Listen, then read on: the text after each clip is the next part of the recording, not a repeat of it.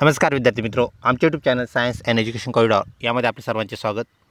BEd CET 2025 जे की आपण ऑलरेडी दिलेले आहे त्या संदर्भातील हे नोटिफिकेशन एकात्मिक BEd ज्याला आपण इंटिग्रेटेड BEd असं म्हणतो या संदर्भातली आपल्या CET सेलवरील अपडेट आपण पाहूया।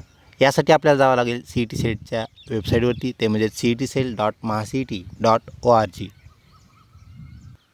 cetcell.mahacet.org असं टाईप करून आपण येथे पोहोचतो। तसेच BEd CET 2025 BEd ॲडमिशन 2025 असं जरी आपण टाईप केलं तर आपल्याला ह्या पेजवरती पोहोचता येतं। ह्या पेजवरती आल्यानंतर वरती स्क्रॉल केल्यानंतर आपण इथे पाहू शकता की आपल्या ज्या विविध नोटिफिकेशन्स आहेत त्यामध्ये असणारे जे सेक्शन्स आहेत त्यामध्ये टेक्निकल एज्युकेशन, हायर एज्युकेशन, आपण हायर एज्युकेशन याला क्लिक करूया, जेणेकरून फक्त आपल्या हायर एज्युकेशनच्याच आपल्याला नोटिफिकेशन्स इथं पाहायला मिळतील, अन्यथा सर्व नोटीस इथं एकत्रित आलेल्या आपल्याला पाहायला मिळतात। तर BA BSc BEd ज्याला आपण म्हणतो म्हणजेच इंटिग्रेटेड BEd या संदर्भातील हे नोटिफिकेशन याला आपण क्लिक करूया। क्लिक करताच एक नोटिफिकेशन आपल्याला इथे पाहायला मिळतं।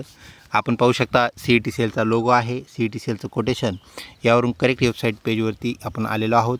Important notice, kind attention to all candidates regarding refund of candidates registered for PA or BSc BEd that is integrated BEd या संदर्भातली ही फीस रिफंडची सूचना आहे। म्हणजेच आपली जी फीस आपण इंटिग्रेटेड BEdसाठी ज्या विद्यार्थ्यांनी फीस भरली होती, आपणास माहीत आहे अगोदर आपण CET सेलमार्फत ही फीस भरली होती, परंतु नंतर CET सेलने त्याला कन्वर्ट केलं आणि ती एक्झाम CET सेलने कंडक्ट न करता ती NTA ही जी एक दुसरी एजन्सी आहे तर ह्या NTAने ती कंडक्ट केली होती। म्हणजे NTAचे फॉर्म त्या विद्यार्थ्यांना परत भरावे लागले होते। ज्या विद्यार्थ्यांनी NTAमधून एक्झाम दिली आहे फक्त त्यांचीच फीस रिफंड होणार आहे, परत मिळणार आहे, ही बाब आपण लक्षात घ्या। याप्रमाणे आपल्याला इथं नोटिफिकेशन पाहायला मिळते। Refunds have been deposited to the same bank, ज्या बँकमधून आपण त्याला डिडक्ट केलं होतं त्या बँकमध्ये ते रिफंड पोहोचलेले आहेत, अशा प्रकारची इथं सूचना आपल्याला पाहायला मिळते। म्हणजेच ह्या सर्व ज्या अपडेट्स आहेत त्या आपल्याला आमच्या चॅनलवरती वेळेत पाहायला मिळतील। त्यानंतर हे जे विद्यार्थी होते त्यांचे इथं आपल्याला नाव तसेच त्यांचे ॲप्लिकेशन नंबर हे आपल्याला पाहायला मिळत आहेत। तर आपण या लिस्टमध्ये आपलं नाव, आपण जर इंटिग्रेटेड BEdसाठी फॉर्म अगोदर CET सेलमधून भरला असेल आणि नंतर NTAमधून भरला असेल तर नक्कीच आपलं नाव ह्या यादीमध्ये आपल्याला पाहायला मिळेल। अशा प्रकारे यादी आपण इथे पाहू शकता। तब्बल 21 पेजेस आहेत, ते 21 पेजेस स्क्रॉल करून आपण पाहू शकता। एखाद्या विद्यार्थ्याने CET सेलमधून फीस भरली होती परंतु त्याचं नाव ह्यात आलं नसेल तर आपण CET सेललासुद्धा कॉन्टॅक्ट करू शकता। कॉन्टॅक्ट करण्याची पद्धत ही ऑलरेडी आपण पाठीमागच्या व्हिडिओमध्ये पाहिलेली आहे। तर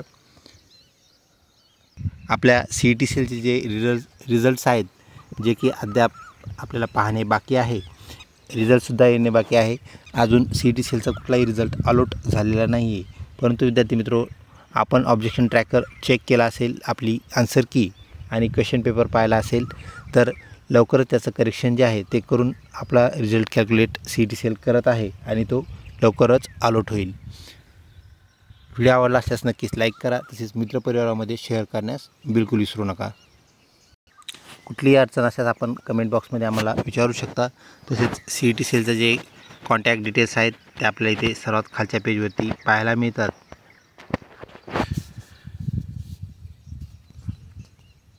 लवकरच भेटूया पुढच्या इम्पॉर्टंट व्हिडिओमध्ये, तोपर्यंत धन्यवाद।